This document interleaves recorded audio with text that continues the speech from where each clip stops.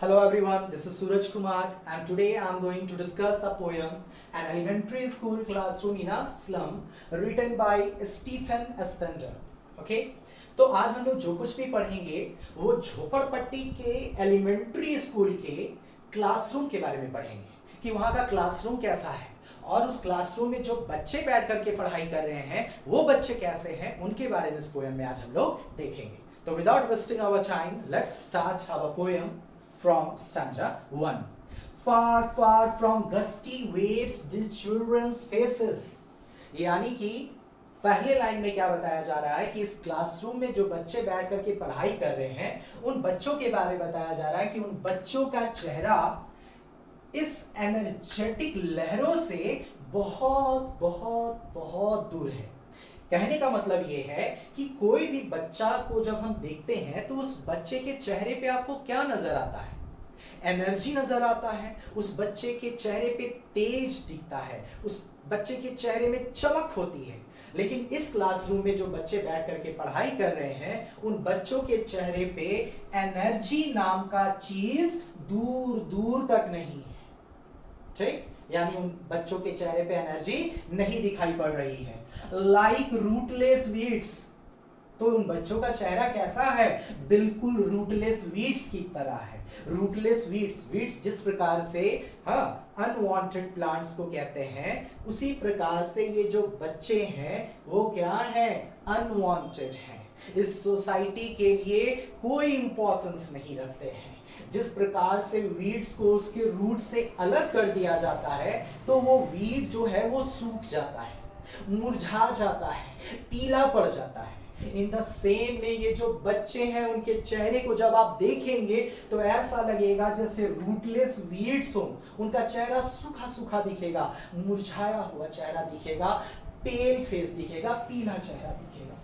The hair torn round their pallor, और उनके बाल जो है वो उनके पीले चेहरे पर चारों तरफ क्या है? बिखरा हुआ है. पीला चेहरा मतलब वो बच्चे जो हैं वो कमजोर हैं, बीमार हैं और उनके पीले चेहरे पे चारों तरफ बाल जो है वो चारों तरफ क्या है? बिखरा हुआ है. इट मीन्स उनके बाल जो है वो अनकॉम्ड हैं, अनटाइडी है, धूल कण मिट्टी से सने हुए हैं. तेल पानी कंघी कुछ नहीं यूज करते हैं ये लोग, जिसके कारण इनका बाल जो है वो पीले चेहरे पर चारों तरफ क्या है? बिखरा हुआ है. The tall girl with her weighed down head, आगे कहता है कि उस क्लास में एक बच्ची बैठी हुई है जो कैसी है? टॉल है, यानी कि लंबी है. और इस लंबी लड़की के बारे में बताया जा रहा है कि वो लड़की बोझ के कारण अपना सर को झुका करके बैठी है.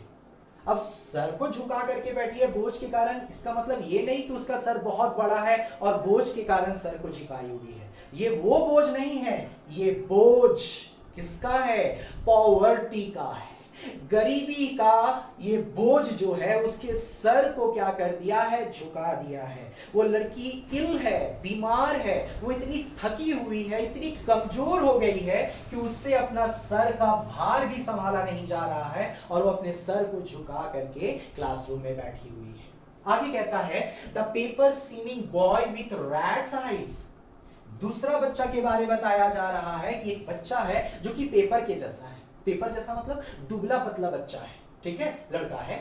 और उस लड़के का आंख जो है वो कैसा है? रैट्स आई, यानी कि चूहे के आंख के जैसा है.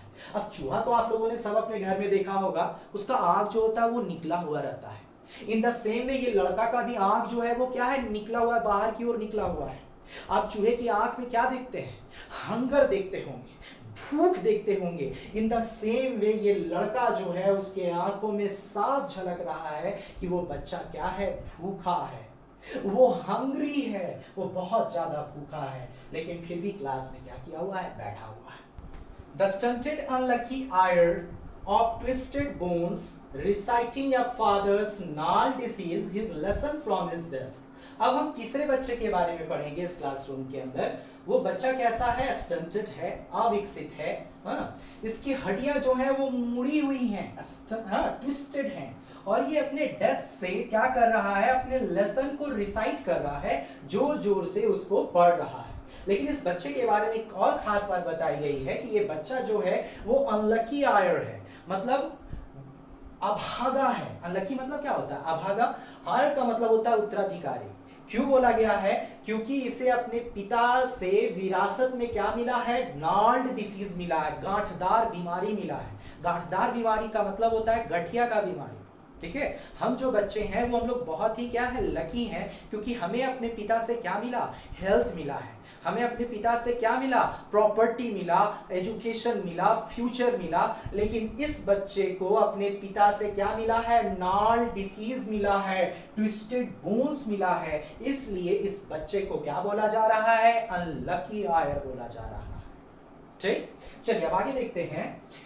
At back of the dean class, one unnoted, sweet and young, his eyes lived in a dream of squirrels game in tree room other than this. ठीक है, उसी क्लास में सबसे पीछे एक बच्चा बैठा हुआ है जिस पर कोई ध्यान नहीं दे रहा है, और वो बच्चा जो है वो बड़ा ही प्यारा है, स्वीट बच्चा है, हाँ बहुत ही छोटा सा बच्चा है, और उसके आंखों में क्या है? ड्रीम है।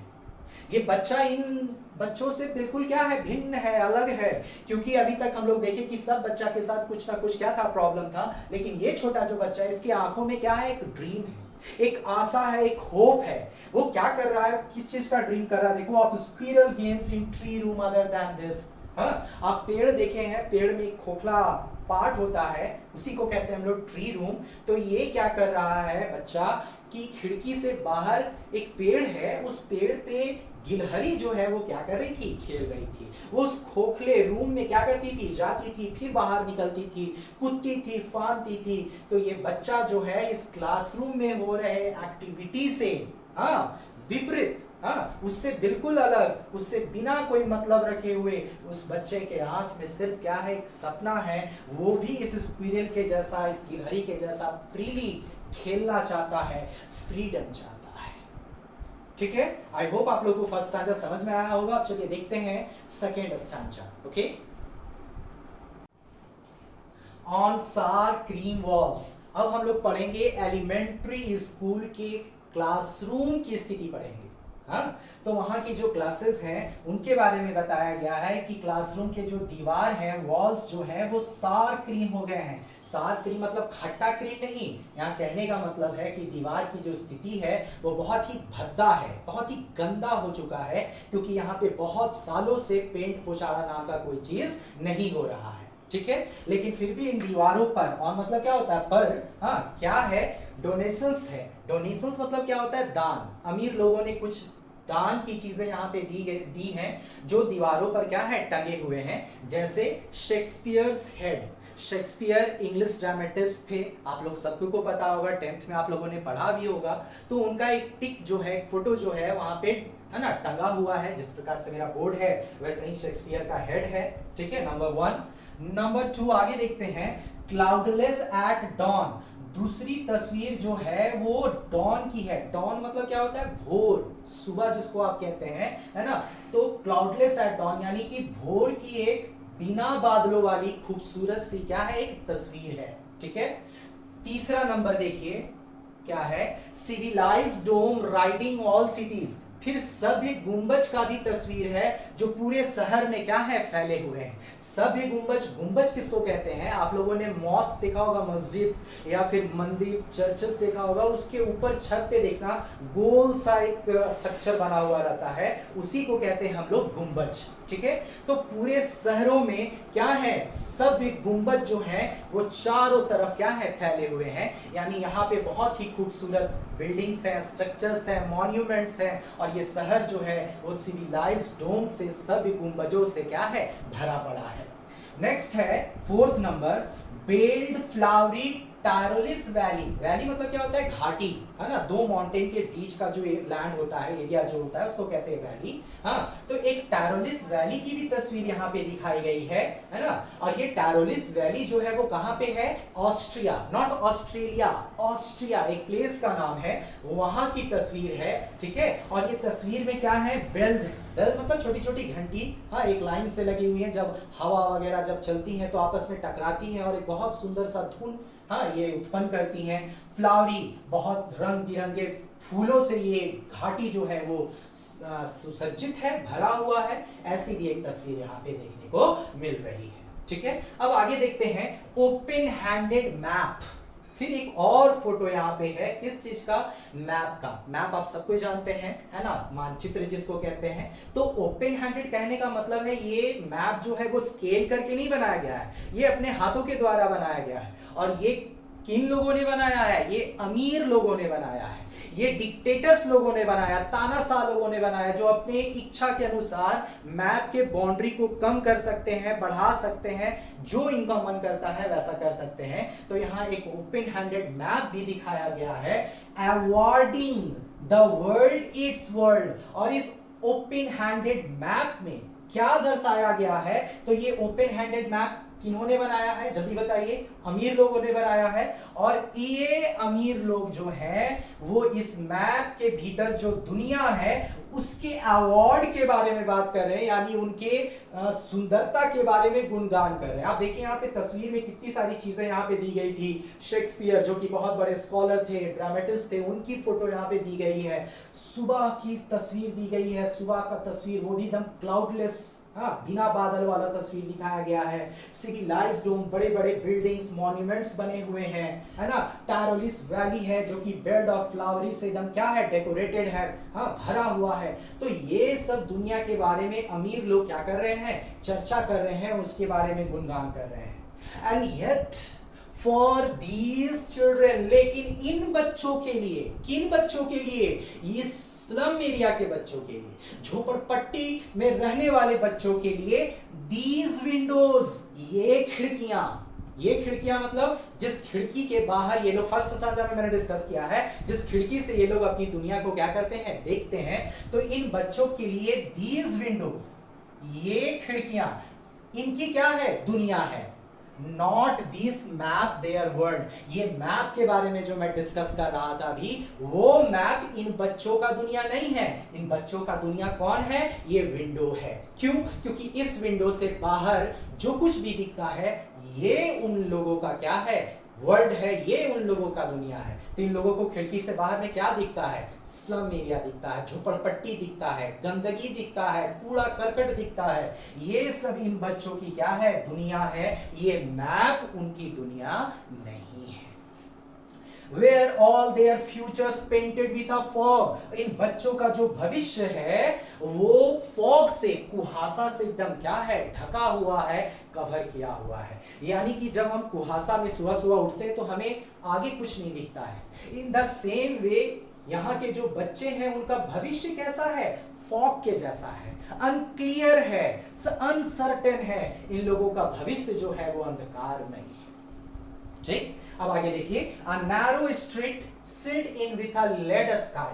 फिर ये बच्चे जो है वो पतली सी, नैरो मतलब पतली सी गलियों में ये क्या करते हैं? रहते हैं। और ये गली भी आगे जाकर के क्या हो जाता है? बंद हो जाता है। और ऊपर से इन्हें क्या ढक लेते हैं? लेड स्काई ढक लेते हैं। लेड कहने का मतलब है कि फीका आसमान। फीका आसमान कहने का अर्थ ये है कि ये बच्चे जो झोपड़पट्टी के हैं उसके आसपास में बहुत सारे फैक्ट्रीज, इंडस्ट्रीज लगाए जाते हैं, जिसके कारण से वहां का जो आसमान है वो बहुत ही धुंधला दिखता है, क्योंकि पॉइजनस गैसेस जो हैं वो चारों तरफ आसमान में क्या हो जाते हैं? फैल जाते हैं। तो इनकी जिंदगी तंग पतली गलियों में ही, और ऊपर आसमान भी जो है वो भी बढ़िया साफ सुथरा नहीं है। कैसा है? लेड स्काई है। इन्हीं सर्कमस्टांसेस में, परिस्थितियों में ये बच्चे जो है पल रहे हैं, बड़े हो रहे हैं। फार फार फ्रॉम रिवर्स, ये बच्चे इन नदियों से बहुत बहुत दूर हैं। केप्स, समुद्र के किनारों से बहुत दूर हैं। And stars of word, stars of words मतलब शब्दों की सुंदरता से। देखिए यहाँ पे समझिए बात को, क्या कवि कहना चाह रहा है। ये बच्चे रिवर और केप से क्या है? दूर हैं। यानी रिवर और केप क्या है? नेचुरल ब्यूटी की बात की जा रही है, प्राकृतिक सुंदरता की बात की जा रही है। और स्टार्स ऑफ वर्ड मतलब होता है शब्दों की दुनिया। शब्दों की दुनिया यानी कि हमारी दुनिया, यानी कि मानवीय दुनिया, है ना, मानवीय सुंदरता आप कह सकते हैं। तो ये बच्चे जो हैं वो प्राकृतिक सुंदरता से भी क्या है? दूर हैं, और मानवीय सुंदरता से भी कोसों कोसों ये क्या है? दूर हैं। And that was the explanation of stanza second. I hope आपको समझ में आया होगा। ठीक है, अब हम लोग मिलते हैं अपने न्यू वीडियो में लेकर stanza number 3rd and 4th of elementary school classroom in a slum. आज के लिए इतना ही रहने देते हैं। Thank you.